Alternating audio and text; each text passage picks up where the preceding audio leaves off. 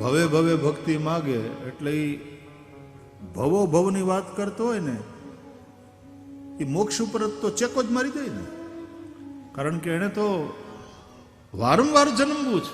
એ તો માગે જન્મો જન્મ અવતાર રે ન મોક્ષસ્ય આકાંક્ષા, હરિના જન્મ મુક્તિ ન માગે. તો ભગવદ ભક્તિ એ ભાગવતજીનું મુખ્ય ફળ છે.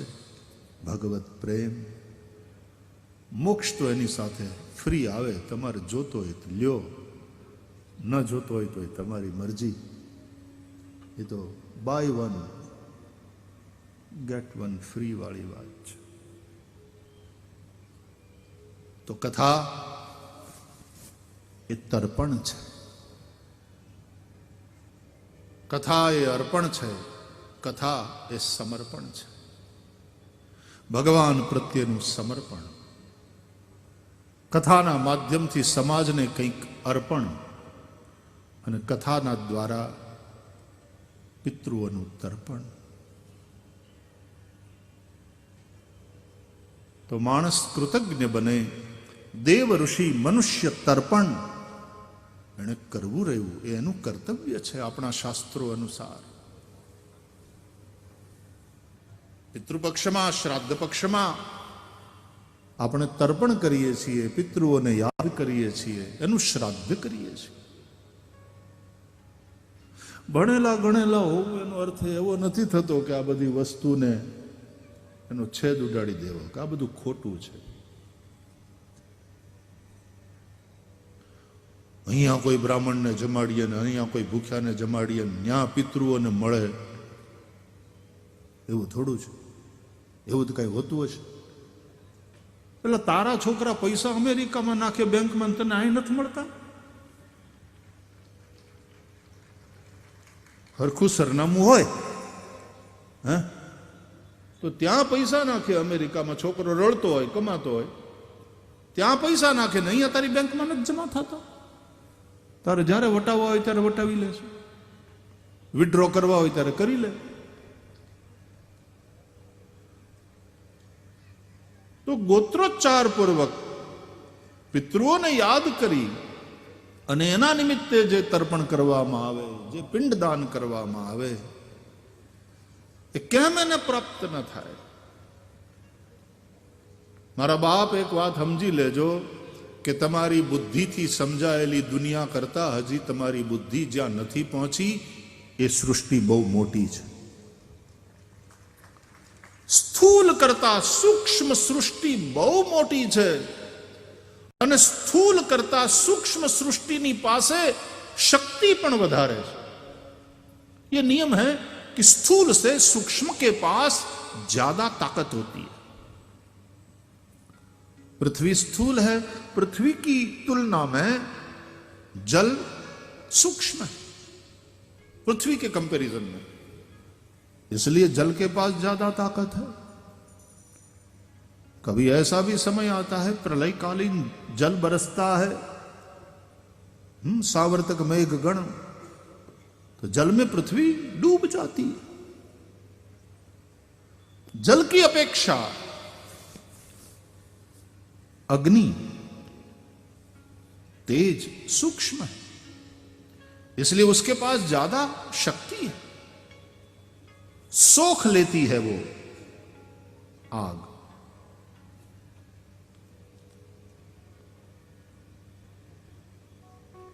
સૂર્યનો પ્રકાશ, સૂર્યનું તેજ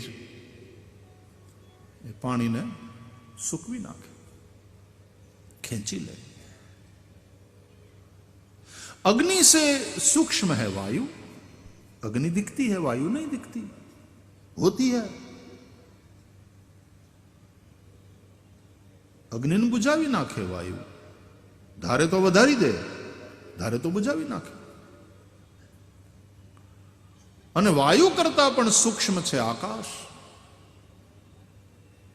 તો આકાશ એ તો વ્યાપેલું છે, વાયુ બધે જ નથી. આકાશ તો વ્યાપેલું છે સર્વત્ર. આકાશની પાસે વ્યાપીની શક્તિ છે, વાયુ પાસે ગતિમતી શક્તિ છે, તેજ અગ્નિ પાસે દાહિકા અને પ્રકાશિકા શક્તિ છે, જલની પાસે આપ્યાયની શક્તિ છે અને ધરતીની પાસે ધારણી શક્તિ છે. આ દરેક તત્વો પાસે પોતપોતાની શક્તિ છે, પણ સ્થૂલ કરતા સૂક્ષ્મ પાસે વધારે તાકાત છે. આ નિયમ છે. તમારું સ્થૂલ શરીર એના કરતા, એમાં જેટલી તાકાત છે એના કરતા વધારે તાકાત મન પાસે છે. ઘણા ખાઈ પીને આમ 5 હાથ પૂરા, આમ દેખાય મજબૂત, પણ મનથી એટલા બધા ડરપોક કે ખીલ માકડા હોય ને એને ડરાવીને વયા જાય.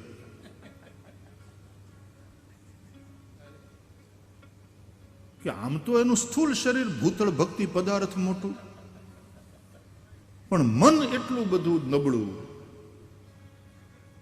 એટલો ડરપોક હોય માણસ.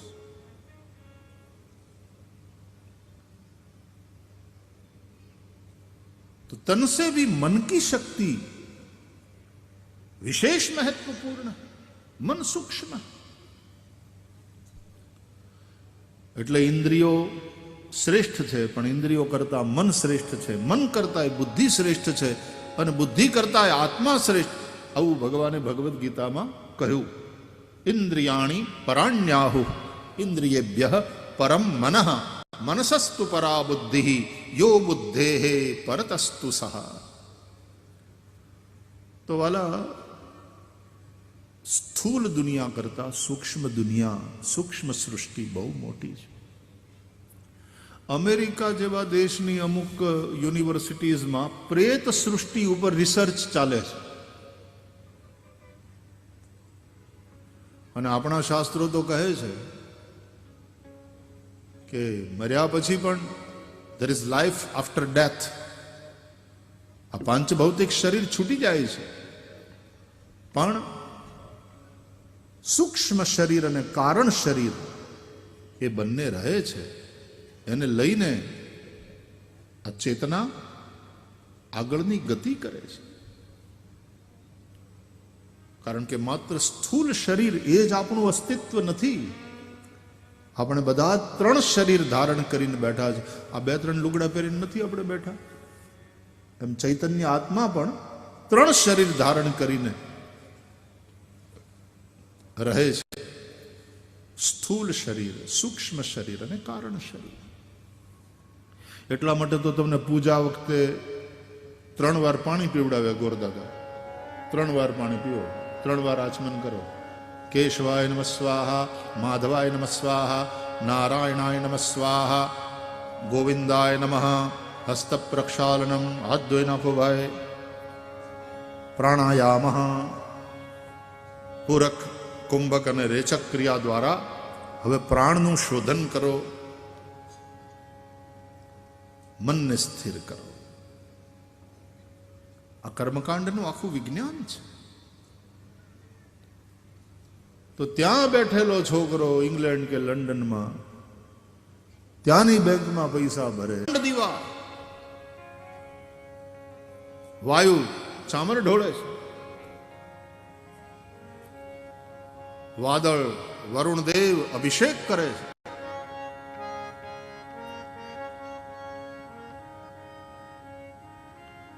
મંદિર બનાવીએ, પૂજા પાઠ કરીએ, એ દેવતાઓ ઉપર આપણો ઉપકાર નથી, એ આપણું કર્તવ્ય છે. મા બાપની સેવા કરીએ, એ મા બાપ ઉપર આપણો ઉપકાર નથી, એ આપણું કર્તવ્ય છે. શ્રાદ્ધ કર્તવ્ય કર્મ, નિષિદ્ધ કર્મ હોય, કર્તવ્ય કર્મ હોય. શ્રાદ્ધ કર્તવ્ય કર્મ છે. નિષિદ્ધ કર્મ એ કહેવાય જે કરવાથી પાપ લાગે. કર્તવ્ય કર્મ એ કહેવાય જે ન કરવાથી પાપ લાગે. અવશ્યમેવ કર્તવ્યમ. તો શ્રાદ્ધ કરવું જોઈએ. ધીમે ધીમે ભણેલો ગણેલો સમાજ આ બધી વસ્તુ ભૂલતો જાય. ભૂલતો જાય એ ભૂલાઈ જાય ત્યાં સુધી તો વાંધો નહીં, પણ હવે એની ટીકા કરી, એનો વિરોધ કરીને મૂકતો જાય છે. ધર્મ કોઈ જબરજસ્તી કરાને કા વિષય નહીં હૈ. ઘણા મઝહબમાં એ રીતનું હોય છે घना ठीक है, वो एक उनकी मान्यता, उनकी पद्धति है कि कंपलसरी कराया जाए, लेकिन हम लोग ये मानते हैं कि धर्म श्रद्धा का विषय है, वो लादा नहीं जाता। कोई अपनी श्रद्धा से उसका स्वीकार कर सकता, लेकिन धर्म किसी पर लादा न जाए। जो लादा जाए वो कानून है, કાયદો અને વ્યવસ્થા, એમાં તો આપણે બધાએ રહેવું જ પડે। સ્વીકારા જાય, લાદા ન જાય। એટલે શ્રદ્ધાથી કરવાનું। આપણે સૌ શ્રદ્ધા, બાકી આયોજન ન કરો ભાગવતના તો એમાં શું, એમાં કંઈ ગુનો નથી, પણ બસ આપણા સંસ્કાર કે આપણા ઉપર માતા પિતાનું ઋણ છે, આપણા ઉપર ઋષિઓનું ઋણ છે, આપણા ઉપર દેવતાઓનું ઋણ છે, તો આ તર્પણ છે, દેવ ઋષિ મનુષ્ય તર્પણ। આનાથી દેવો પણ તૃપ્ત થશે,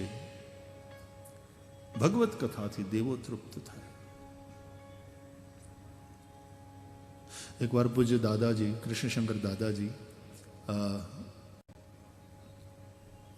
અમે સાથે હતા અને કહેતા હતા કે બ્રાહ્મણ બાળકની જ્યારે જનોઈ એને આપવામાં આવે ને, યજ્ઞોપવિત સંસ્કાર થાય, ત્યારે દેવતાઓ દિવાળી મનાવે। દ્વિજને જ્યારે જનોઈ આપવામાં આવે, એના યજ્ઞોપવિત સંસ્કાર થાય, જે પણ દ્વિજ એ જ્યારે જનોઈ ધારણ કરે ત્યારે દેવતાઓ દિવાળી મનાવે। કેમ? કે ઉપનયન સંસ્કાર થયા, હવે આ વેદાધ્યયન કરશે, અને વેદાધ્યયન કરશે પછી વેદ માર્ગે ચાલશે, યજ્ઞો કરશે, યજ્ઞો દ્વારા અમારું યજન કરશે, અને એ યજ્ઞો દ્વારા અમારું યજન કરશે તો એનાથી અમને પોષણ મળશે, એટલે આ પરંપરા આગળ વધશે। એટલે દેવતાઓ બહુ રાજી થઈને દિવાળી મનાવે। બ્રાહ્મણ બાળકને જનોઈ આપો, સૌથી વધારે રાજી થાય દેવતાઓ, ઋષિઓ રાજી થાય, એના ઘરવાળા, એના વડીલો, એના પિતૃઓ, એ પણ બધા રાજી થાય।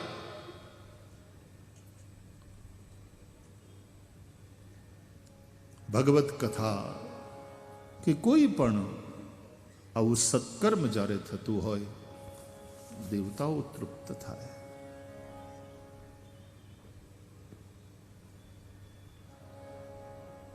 સત્કર્મ કર્યા પછી દેવતાઓને બ્રાહ્મણો છેલ્લે અર્પણ કરાવે,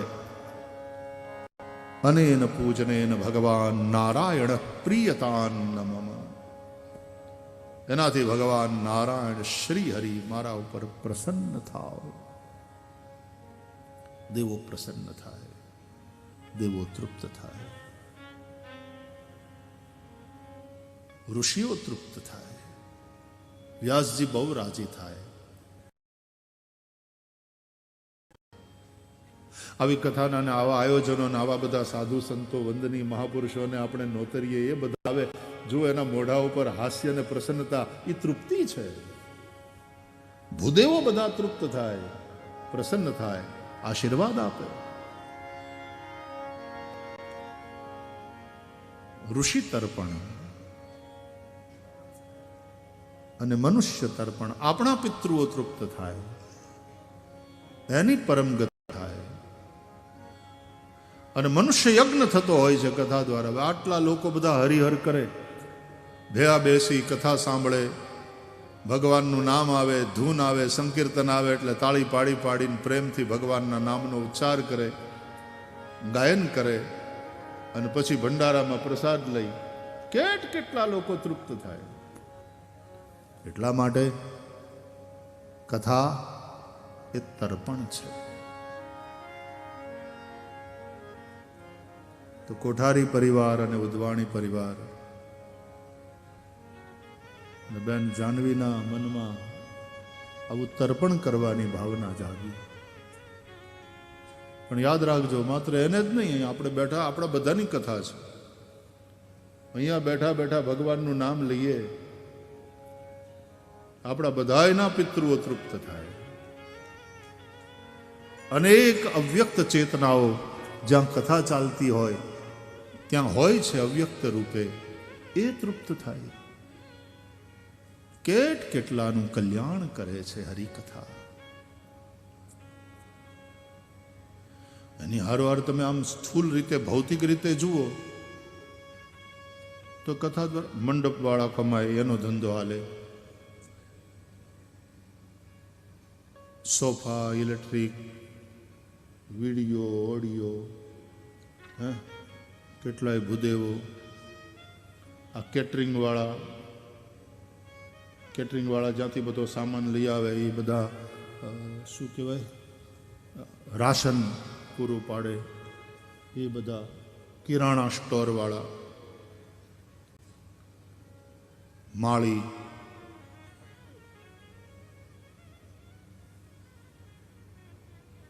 આખું અર્થશાસ્ત્ર આની સાથે જોડાયેલું છે. પછી કથા જ્યાં હોય દરમિયાન હોટલો બુક થાય, ટ્રાન્સપોર્ટેશન, ટેક્સીઓ વાળા. અમારે અમુક જગ્યાએ તો તીર્થોમાં કથા થાય ને તો ત્યાંના વળી હોટલવાળા ભાવ વધારી દે. 2000 ને 3000 કમરા હોય, 5000. પછી વૈષ્ણવો જે આવે ને એમ કે ભાઈ શ્રી 2-3 કમરા સામાન્ય રીતે મળતા હોય, આ કથા છે ને હમણાં 5-5000 લીધા, ખરો ખિસ્સા ખાલી. તીર્થમાં આપણે એ માટે જ આવીએ છીએ, ભગવાને દીધું તો વાપરતા. કેટલાનું ચાલે છે, કેટલા તૃપ્ત થાય છે, કેટલાનું ઘર ભરાય છે, એનો ધંધો ચાલે, વ્યવસાય ચાલે. તો આનું પણ એક અર્થકારણ છે. ટૂંકની માલિપા આપણી કાઠિયાવાડી અર્થનીતિ કે પૈસો ફરતો રહેવો જોઈએ તો ઇકોનોમી તંદુરસ્ત રહે. સરકાર હમણાં બધા કોરિડોર બનાવવા માંડી છે અને કેટલાય તીર્થો એનું આખું નવું રૂપ, કાશી કોરિડોર, આહા કેવું સરસ તૈયાર થયું. એ જ રીતે ઉજ્જૈનમાં મહાકાલ ભગવાન, કેટલું સરસ ડેવલપમેન્ટ. એ ખાલી મંદિરનું જ ડેવલપમેન્ટ થોડું છે, એ માણસનું ડેવલપમેન્ટ છે. એના દ્વારા જે ઇકોનોમીને બૂસ્ટ મળશે, હોસ્પિટાલિટી બિઝનેસ, ટ્રાન્સપોર્ટ, કેટલા ધંધાને ફાયદો થશે, પૈસો ફરતો થશે, લોકો જશે, લોકોને સગવડ મળશે, લોકોના ધંધા રોજગાર સરસ ચાલશે. કાશ્મીરમાં કોઈ જાતું નહોતું તો જ્યાં બેહી ગયું હતું. 370 નાબૂદ કર્યા પછી અત્યારે કાશ્મીરીઓ પણ ખુશ છે. પાછા શિકારા ચાલવા માંડ્યા છે. ડાલ લેક ઈ સ્માઇલ કરે છે, પ્રસન્ન છે. બધાના ધંધા રોજગાર ચાલે, બધાને જ જોઈએ છે. દંગા ફસાદ કિસકો चाहिए? तो सब राजनीति है, बाकी प्रजा को दंगा फिसाद बिल्कुल नहीं चाहिए. प्रजा तो चाहती है शांतिपूर्वक रहे, भाईचारे से रहे, धंधा रोजगार हमारा अच्छी तरह से चलता रहे. तो कथाનું પણ એક અર્થકારણ છે. તો કેટલી રીતે કથા આપણા સૌ માટે ઉપકારક છે. કથાનું આપણા ઉપર ઉપકાર છે. આપણે કથા આયોજન કરીએ એટલે કથા ઉપર ઉપકાર કરીએ એમ નહીં. આપણે પિતૃઓનું તર્પણ કરીએ એટલે પિતૃઓ ઉપર ઉપકાર કરીએ એમ નહીં. આપણે મંદિર બનાવીએ અને દેવતાઓનું પૂજન અર્ચન કરીએ એટલે દેવતાઓ ઉપર આપણે ઉપકાર કરીએ એમ નહીં. એના ઉપકાર છે આપણા ઉપર.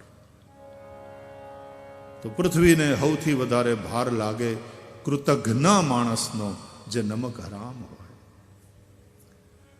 માતા પિતાના ઉપકાર છે, દેવોના ઉપકાર છે, ઋષિઓના ઉપકાર છે. ઉપકાર તમારા ભારે રે હે શ્રીનિવાસા, ઉપકાર તમારા ભારે રે હે શ્રીનિવાસા. તમારા ભારે રે હે શ્રીનિવાસા.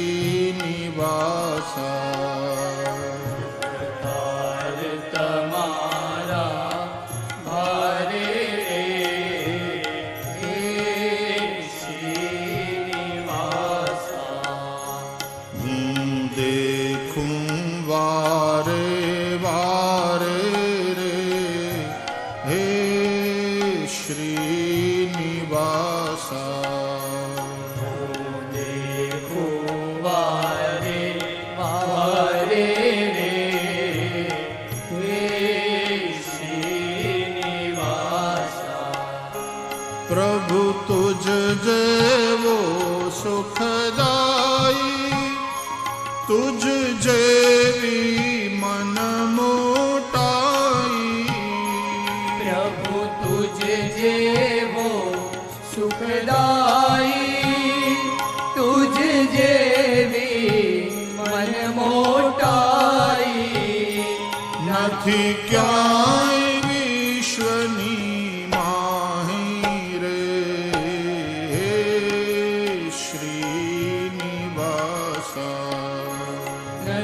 ક્યાંય વિશ્વની માહી રે હે શ્રીનિવાસા. ઉપકાર તમારા ભારે રે હે શ્રીનિવાસા.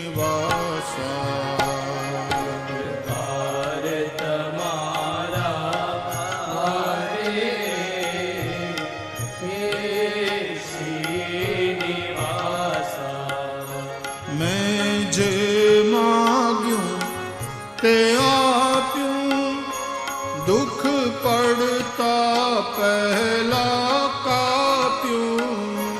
મેં જે માગ્યું તે આપ્યું, દુઃખ પડતા પહેલા કાપ્યું. મન નિજ પદમાં હે સ્થાપ્યું હે શ્રીનિવાસા. મન નિજ પદમાં હે સ્થાપ્યું રે હે શ્રીનિવાસા. ઉપકાર તમારા ભારે રે હે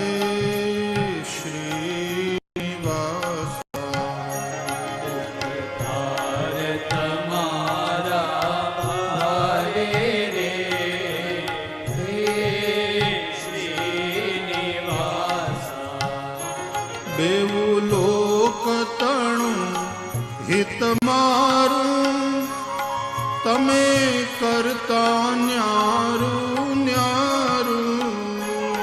એવું લોક તણું હિત મારું, તમે કરતા ન્યારું ન્યારું. શું શું તે સંભારું હે શ્રીનિવાસા. શું શું તે સંભાળો રે હે શ્રીનિવાસા. ઉપકાર તમારા ભારે રે હે શ્રીનિવાસા.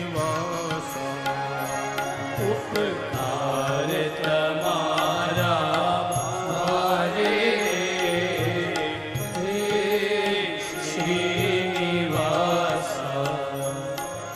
અનુજે તુજ શરણ રહે છે, એ ખરી મજા માણે છે.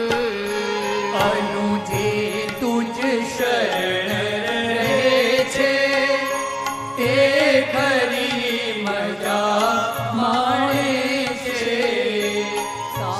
અનુ એ નામાચરણ છે, અનંત પ્રસાદજી એના દ્વારા રચિત આ પદ છે. અને હમણાં હું ખોરાસા ગીર ત્યાં વેંકટેશ ભગવાનનું મંદિર છે, સ્થાન છે. ત્યાં હું ગયો સૌરાષ્ટ્રમાં આપણે, તો ત્યાં મને એ લોકોએ કહ્યું શ્રીનિવાસ ભગવાન ત્યાં છે ને, કે અહીંયા આવતા હતા આનંદ પ્રસાદજી, અહીંયા બહુ રહેતા, એટલે અહીંયા આ પદ રચાયું છે એકચ્યુઅલી ખોરાસા ગીરમાં. હા, એ જાણવા મળ્યું. આપણે ગાઈએ છીએ તો ઘણા સમયથી. અનુજે તુજ શરણ રહે છે, એ ખરી મજા માણે છે.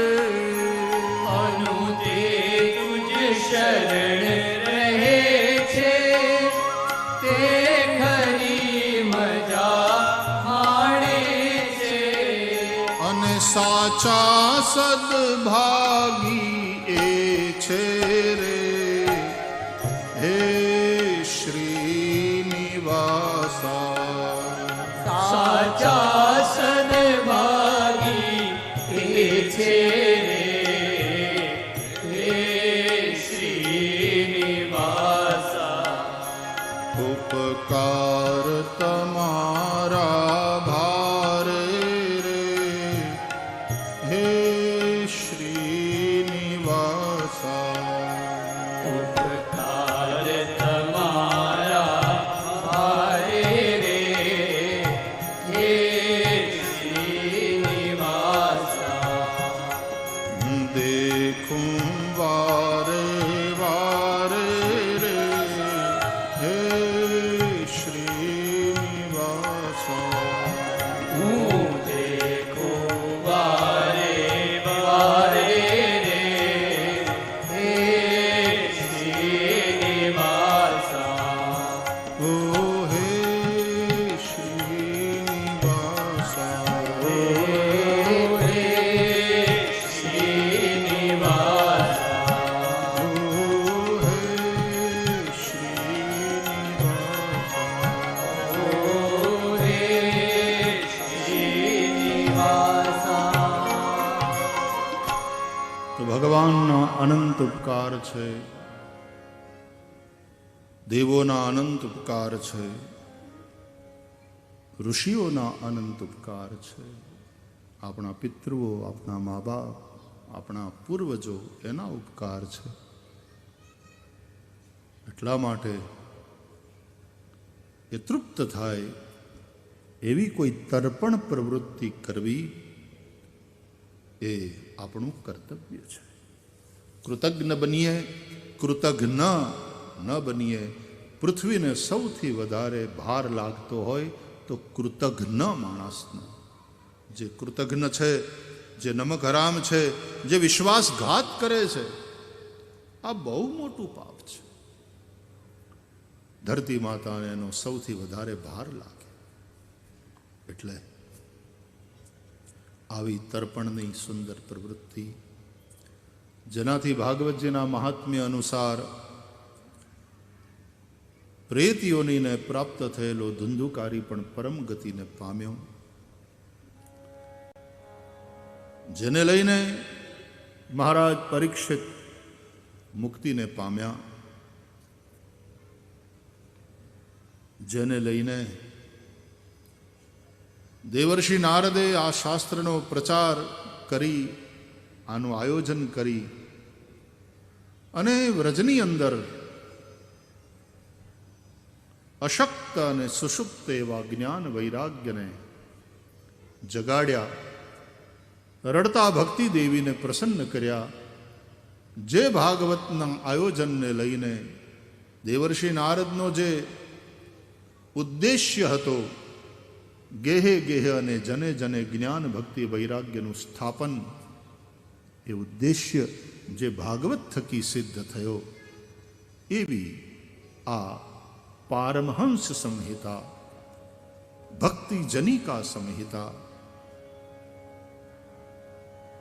એનું આપણે ગાયન અને શ્રવણ કરવા માટે સદભાગી થયા છીએ.